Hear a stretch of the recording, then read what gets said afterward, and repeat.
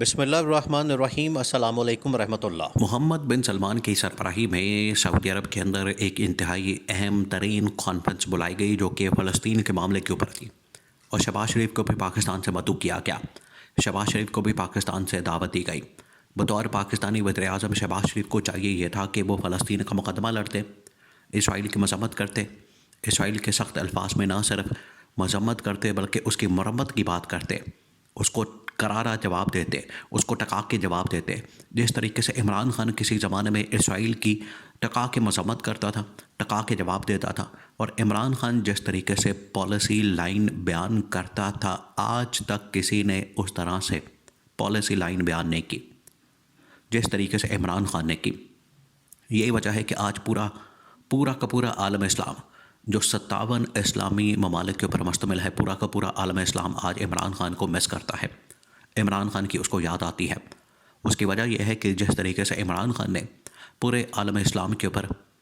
بات کی، عالم اسلام کا مقدمہ لڑا، مسلمانوں کا مقدمہ لڑا، مسلمانوں کا اسلاموفوبیا کے اوپر مقدمہ لڑا، حرمت رسول کا مقدمہ لڑا۔ آج تک پاکستان کی تاریخ و اسلام کی تاریخ کے اندر کبھی بھی اس طرح سے مقدمہ نہیں لڑا گیا۔ خاص طور پر یہ عرب ممالک کی تاریخ اٹھا کے دیکھ لیں، اور یہ پچھلے تقریباً 100-200 سال کی تاریخ آپ اٹھا کے دیکھ لیں، تو یہ عمران خان نے بڑا زبردست انداز میں مقدمہ لڑا۔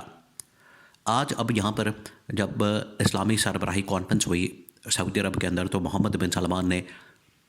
شہباز شریف کو بھی بطور ایک طاقتور وزیر اعظم کے طور پر بلایا، لیکن شہباز شریف کو وہاں پر کسی نے لفٹ نہیں کرائی۔ یہ پہلی بات۔ دوسری بات یہ کہ اب شہباز شریف نے وہاں پر کیا ہے، شہباز شریف نے وہاں پر رٹی رٹائی اور ایک لکھی لکھائی تقریر جو ہے وہ بڑھتی ہے، تو اس کا کوئی فائدہ نہیں ہوتا، اس کا کوئی امپیکٹ نہیں پڑتا، اس سے کوئی اثر نہیں پڑتا، اور اس کا کوئی بھی فائدہ یا اس سے کوئی بھی کسی کا نفع نقصان نہیں ہوتا۔ یہ بے ضرر سی ایک تقریر کر کے تو واپس آ جاتے ہیں۔ ان کا یہی مسئلہ ہے، یہ جب بھی کسی جگہ پر جاتے ہیں، جب بھی کسی اسٹیج کے اوپر جاتے ہیں، پلیٹ فارم کے اوپر جاتے ہیں، فورم کے اوپر جاتے ہیں، تو یہ جا کے وہاں پر بڑا تگڑا قسم کا بیان نہیں دیتے، بلکہ ایسے ہی ڈھیلا ڈھالا سا، ایسے کمزور سا، ویک سا، جس طریقے سے اپنی ان کی جعلی پوزیشن ہے، ایک جعلی وزیر اعظم کے طور پر، ایک فارم 47 کے وزیر اعظم کے طور پر، عوام کے مینڈیٹ سے محروم اور عوام کی طاقت سے محروم ایک وزیر اعظم کیا کر سکتا ہے؟ جب آپ عالمی سطح کے اوپر جاتے ہیں تو پھر آپ کا پول کھلتا ہے، پھر آپ کی حقیقت جو ہے وہ لوگوں کے سامنے عیاں ہوتی ہے، تو آپ پھر ایسے ہی منہ چھپاتے پھریں گے۔ آج ایسے ہی تو نہیں، پورا کا پورا شریف خاندان جو ہے وہ ذلیل ہو رہا ہے، ذلالت کا سامنا کر رہا ہے۔ وہ چاہے سوئٹزرلینڈ کی طرف چلے جائیں، سعودی عرب کے اندر چلے جائیں، امریکہ کے اندر چلے جائیں، جہاں بھی یہ جاتے ہیں وہاں پر جو اوورسیز پاکستانی ہیں وہ ان کے منہ کے اوپر کالک ملتے ہیں، ان کی ویڈیوز بناتے ہیں، ان کو گالیاں دیتے ہیں، ان کو ذلیل کرتے ہیں، لیکن مجال ہے کہ ان کو ذرا سی بھی شرم آتی ہو، مجال ہے کہ ان کو ذرا سی بھی شرمندگی ہوتی ہو کہ کس قدر ان کو لوگوں کی گالیوں کا سامنا کرنا پڑا ہے، لیکن یہ آگے سے بالکل بھی شرمندگی کا اظہار نہیں کرتے، اور بڑی ڈھٹائی کے ساتھ اور ڈھیٹ بن کر اس گالی کو برداشت کرتے ہیں، اس رسوائی کو فیس کرتے ہیں، اور بڑی ڈھٹائی کے ساتھ، بڑی خوشی کے ساتھ بڑا فخر محسوس کرتے ہیں۔ شاید ان کے لیے یہ بڑا فخر کا مقام ہے، ان کے لیے یہ بڑا فخر کا لمحہ ہے، لیکن حالت یہ ہے کہ جہاں بھی جاتے ہیں اب ان کا پیچھا جو ہے پاکستانی قوم، پوری پاکستانی قوم جو ہے ان کا پیچھا کرتی ہے۔ اب محمد بن سلمان کی جانب سے وہاں پر جو اعلان کیا گیا، محمد بن سلمان کی جانب سے وہاں پر جو تقریر کی گئی، محمد بن سلمان نے تو اسرائیل کے پرچے اڑا دیے،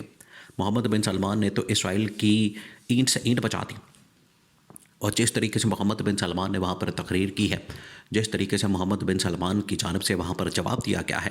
کیونکہ محمد بن سلمان کے بارے میں پچھلے 1-2 سال سے یہ ڈاؤٹس پیدا کیے جاتے ہیں، اس کے بارے میں شکوک و شبہات کو پیدا کیا جاتا ہے کہ محمد بن سلمان تو بڑا تیار بیٹھا ہے اسرائیل کو ماننے کے لیے، اسرائیل کے ساتھ تعلقات کو بحال کرنے کے لیے، اور محمد بن سلمان تو کسی وقت بھی اسرائیل کے ساتھ تعلقات کو بحال کر سکتا ہے۔ یہ محمد بن سلمان کے اوپر ایک الزام لگایا جاتا ہے، محمد بن سلمان کے متعلق یہ بات کی جاتی ہے، جبکہ حقیقت یہ ہے کہ آج جب محمد بن سلمان نے اپنے دل کی بات کی، اظہار کیا، اور فلسطین کے اوپر ہونے والے ظلم اور جبر اور بربریت کو جب بے نقاب کیا، اس کے اوپر بات کی، تو محمد بن سلمان کی تقریر کو سن کر پورا عالم اسلام جو ہے وہ خون کے آنسو رو رہا تھا، اور خاص طور پر جو اسرائیل کو وہاں سے جواب ملا ہے، تو اسرائیل کے ایوانوں کے اندر اس وقت کھلبلی پیدا ہو چکی ہے، اور انہیں یہ اندازہ ہو گیا کہ عرب ممالک کے خلاف محاذ کھولنا آج بھی ہمیں اتنا مہنگا پڑ سکتا ہے، آج بھی ہمیں اس کی وجہ سے مسائل کا سامنا کرنا پڑ سکتا ہے، اور عرب ممالک میں سے، اسلامی ممالک میں سے کوئی بھی ہمارے ساتھ نہیں ہے۔ یہ امریکہ کی طاقت جو ہے ہمارے ساتھ موجود ہے، وہ بھی اب ختم ہونے والی ہے، کیونکہ ڈونلڈ ٹرمپ کے آنے کے بعد دیکھیں یہ محمد بن سلمان کی جانب سے جو پیغام دیا گیا ہے، اس کو پتہ ہے اسرائیل کو بھی کہ محمد بن سلمان کے ڈونلڈ ٹرمپ کے ساتھ بڑے اچھے تعلقات ہیں، جس کی وجہ سے محمد بن سلمان نے ایک مرتبہ کہنا ہے ڈونلڈ ٹرمپ کو، اور ڈونلڈ ٹرمپ نے آتے ساتھ ہی ویسے بھی یہ بات کی ہے کہ میں جنگوں کے خلاف ہوں،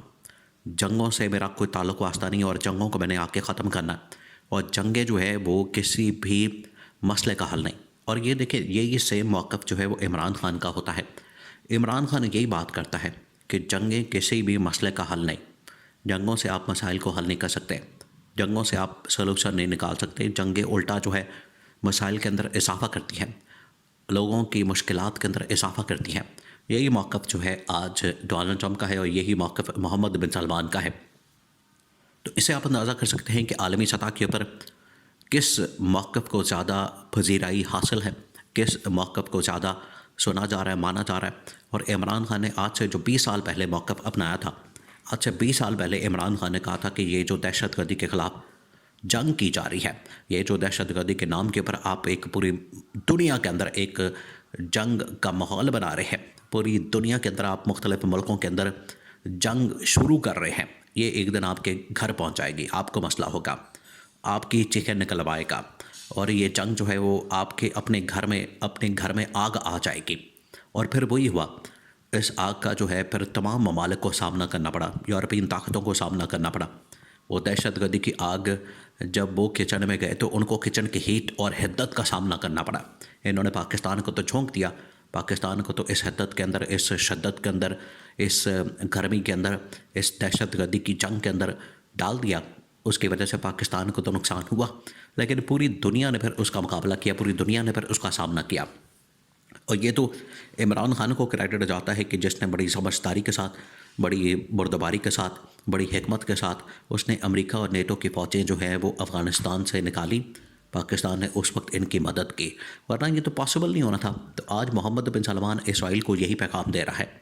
آج محمد بن سلمان کی جانب سے 57 اسلامی ممالک کو اکٹھا کر کے وہاں پر یہ پیغام دیا گیا ہے کہ ہم کسی صورت پہ اسرائیل کو نہیں مانیں گے، اسرائیل کی بربریت، اسرائیل کی فسطائیت، اسرائیل کا جو ہٹلر والا رویہ ہے اس کو ہم برداشت نہیں کریں گے، اور فلسطین کے اوپر جو بربریت ڈھائی جا رہی ہے اس کو فوراً بند کیا جائے، اور فلسطین کی آزادی کا نعرہ لگا دیا وہاں پر۔ محمد بن سلمان نے کہا کہ جتنی دیر تک فلسطین آزاد نہیں ہوتا، اسرائیل اپنے وجود کے تصور کے بارے میں سوچ بھی نہیں سکتا۔